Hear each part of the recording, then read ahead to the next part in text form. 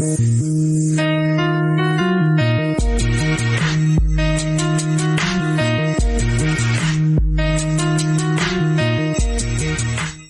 up, world? EstablishedRich coming right back at you. I never thought I would live long enough to see former NBA players talking about joining the WNBA just to prove a point. And the craziest part is, we have made something that used to be common sense so complicated that now people are turning women's basketball into a social experiment. I'm officially declaring myself a WNBA prospect.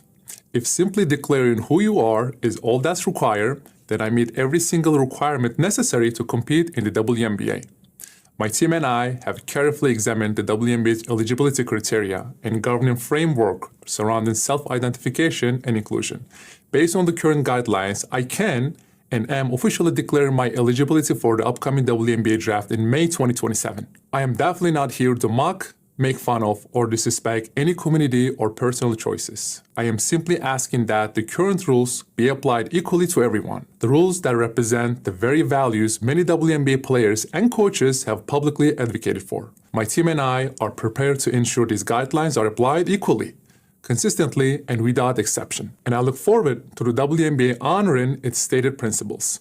See you at training camp. I understand what he's trying to prove, but this is where he lost me. If your whole point is that men should not be competing against women, why are you volunteering to do the exact thing you say is wrong just to prove a point? We are talking about a former NBA player who is around 6'10" and 260 pounds. I don't need to actually watch him post up a woman in the WNBA to understand why people will have a problem with that. That is what makes this feel more like a stunt than a social experiment. You can believe the rules need to change without turning the women who actually play in that league into props for your argument. If you say you're doing this because you care about women's sports, then at some point you have to think about the women who have spent their entire lives trying to get there. They've been playing since they were little girls, going through AAU, high school, college, training, lifting, and competing for a handful of roster spots. Now here comes a former NBA player saying he wants to step into that league to make a political point. Come on, there's got to be a better way to make your argument than doing that.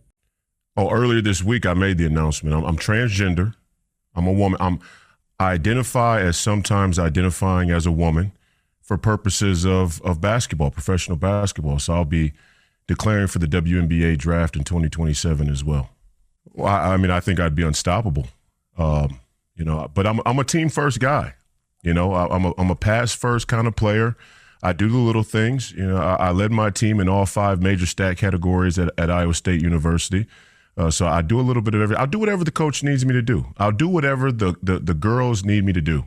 I think the WNBA could come out and make a definitive statement about guys with a pair of balls playing in the women's association. But hey, that'd be probably too much like right. So, and I don't want to be discriminated against. No, I want fair treatment. I'm a young black, hopefully United States senator. That would like a fair chance to participate as a sometimes identifying as a transgender woman athlete. Now we got another player jumping in it. And now you got to look at this whole damn thing like a circus. One guy made a point, everybody heard it, and now another 6'8", 260-pound man has joined the party. At some point, I got to ask, what are we really doing here? Are we trying to protect women's sports? Or are we trying to get our names in the news using women's sports? Because those are two different things. You can have a legitimate argument and still go about making it in a way that looks like clout chasing. And let me make my own position simple, because I don't need 20 minutes to do it.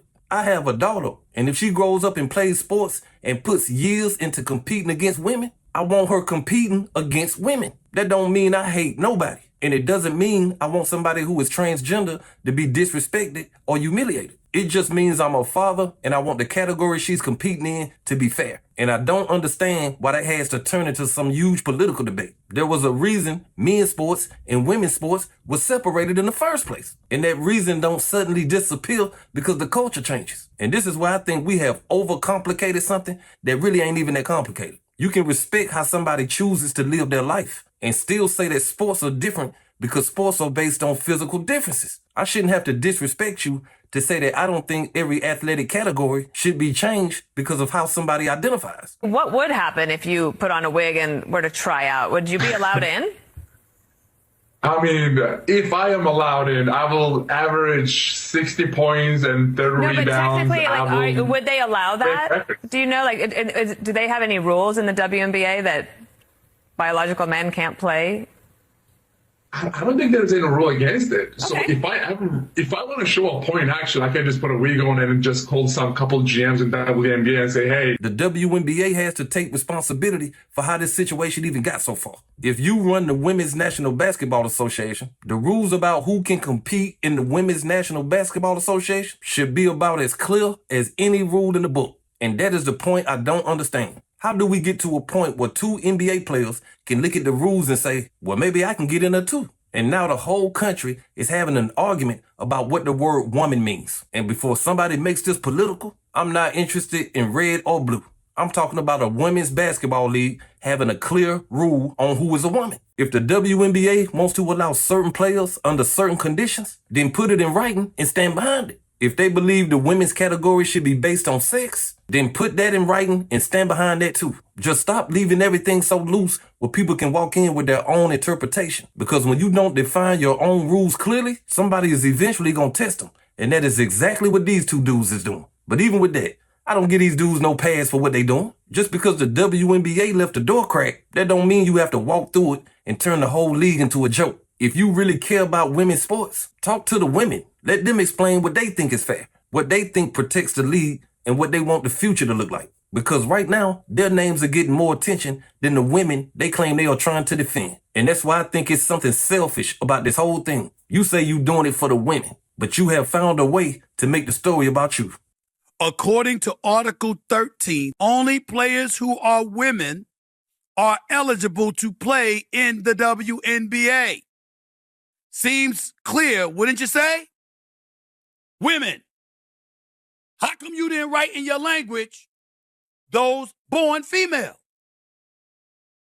Because if you were born a female, even if you're transitioning to being a female, because you weren't born a female, that would make you ineligible to enter the WNBA. Why didn't you do that? This is where I agree with Stephen A. Because saying you want women's sports to remain fair should not automatically translate into you hate transgender people. Sometimes people just disagree with you, and disagreements are not the same as hate. That's something we done lost in this country. If I don't accept every part of your position, people immediately want to put the worst possible label on me instead of just saying we see things differently. And I can see this differently without wanting anybody mistreated. I can say a transgender person deserves respect and still say I want women to have their own league. I don't see the contradiction there. That's why I come back to these two NBA players. If you really believe you are defending women, then defend them without using their league as your own personal stage. Go talk about the rules. Go talk to the commissioner. Go sit down with the current WNBA players and ask them what they think. But this whole, I'm 6'10", 260 pounds, and I'm about to enter the WNBA draft,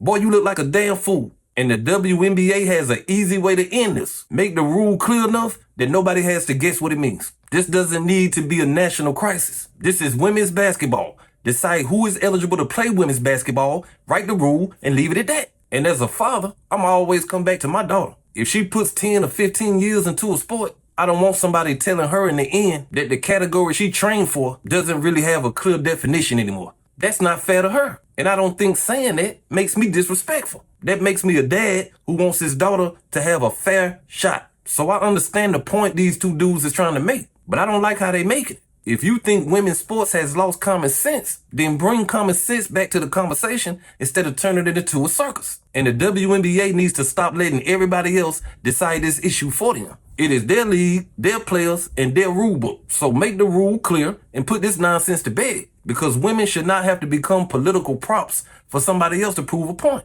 And we should not have to pretend something is complicated just because people are afraid to say what they actually think. But hey, that's just my opinion. What's yours? Like, comment, subscribe. Established Rich. I'll be back with another one. Peace.